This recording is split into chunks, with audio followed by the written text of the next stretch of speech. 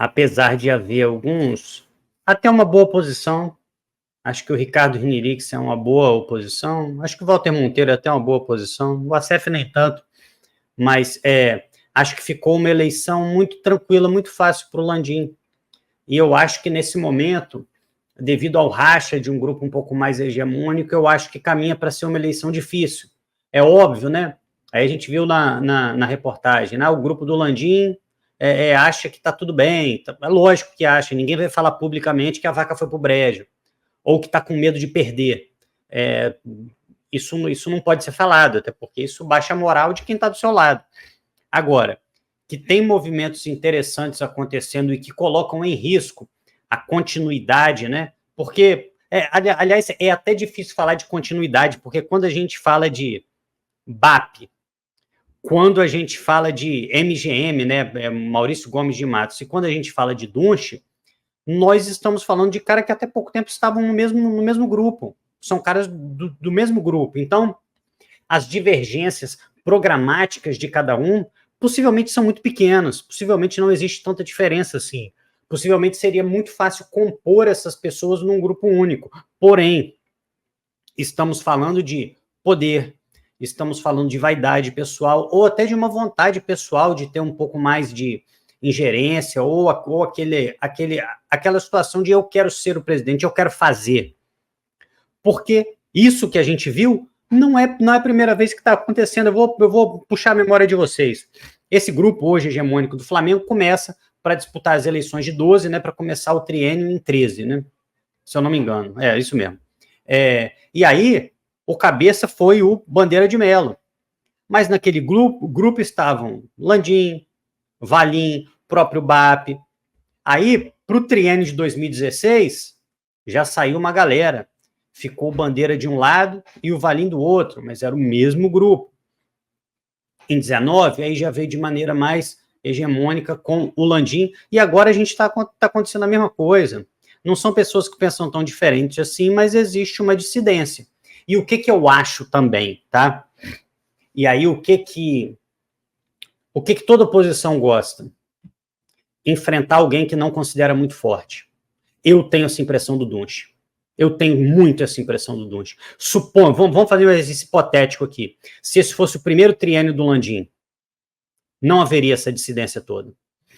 E olha que eu não estou querendo dizer aqui que o Landim é sensacional, mas eu acho que o Landim escolheu um sucessor fraco. Acho que o Landim escolheu um sucessor que tem muitos problemas a serem resolvidos. Eu ia mais longe.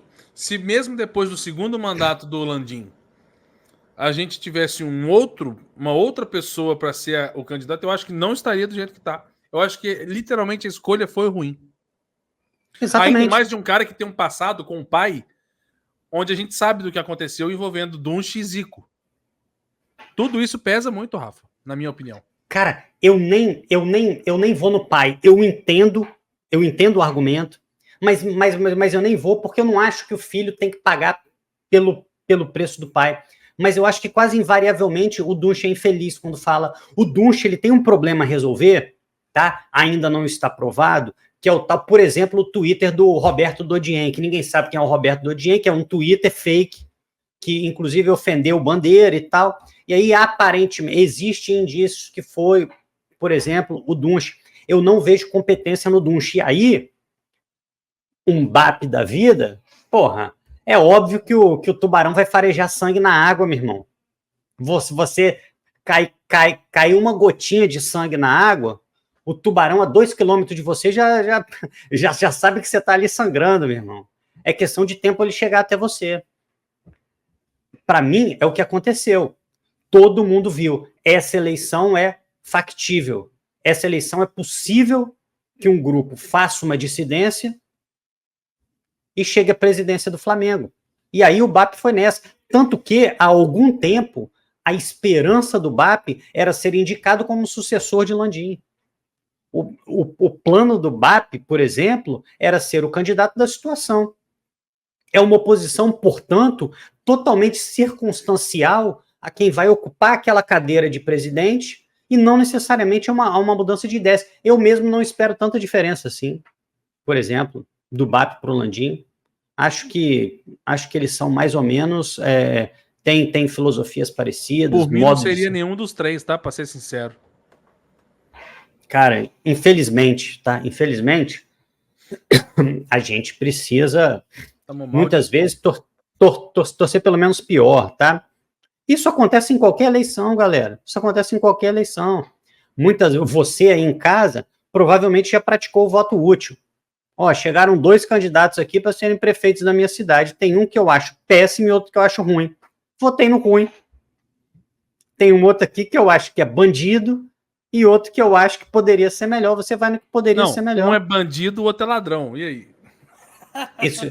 Aí você vai pela periculosidade. Exatamente. Fala assim, ó, aquele ali é bandido, mas é a mão armada.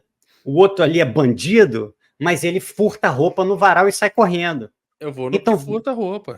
Vai no que furta a roupa no varal, que pelo menos ele não vai atirar em alguém na saída. Perfeito. Então, muitas vezes, no Flamengo, você chega nesse tipo de coisa. E aí, o Arthur falou que eu achei interessante também, porque o que eu disse aqui? O que você disse? Maurício Gomes de Matos estava junto com o Landim. Estava no conselho diretor agora. É um cara que está há muito tempo no Flamengo, realmente. E, talvez não com protagonismo, mas tem muito tempo de Flamengo. O Bap era um cara que até pouco tempo estava com o Landim. E o Dunche é uma sucessão natural do Landim. Ninguém falou em chapa de oposição.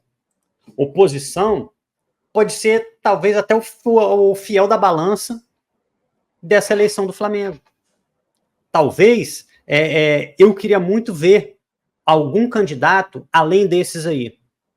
Por exemplo, queria ver propostas um pouco diferentes. Aliás, eu quero ver o PDG de todo mundo, tá? Plano de governo.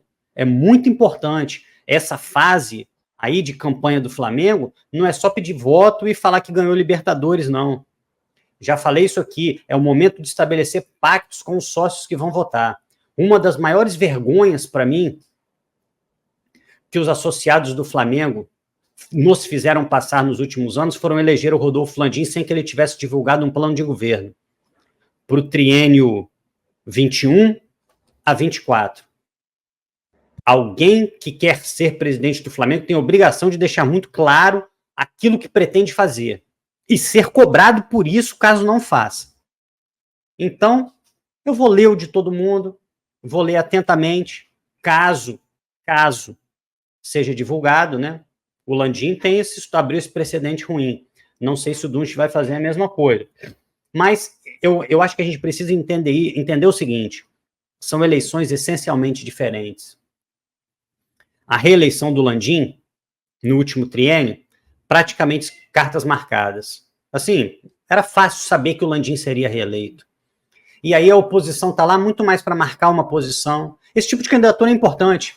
Tem candidaturas que são inviáveis do ponto de vista político, mas que pode fazer você aproveitar aquele espaço para levantar uma ideia, para cobrar alguma coisa de quem vai ganhar. Isso é importante. Só que dessa vez, o jogo é outro. O jogo é impedir que o Dunche seja presidente do Flamengo. E aí, muitas vezes, as alianças elas podem se formar com um pouco mais de conveniência. Então, vamos lá, né? Vocês são da oposição. Por exemplo, o BAP, chamar essa oposição. O que tem aqui no meu programa que desagrada a vocês? Ó, eu tô pensando em montar o meu conselho diretor assim. O que vocês acham?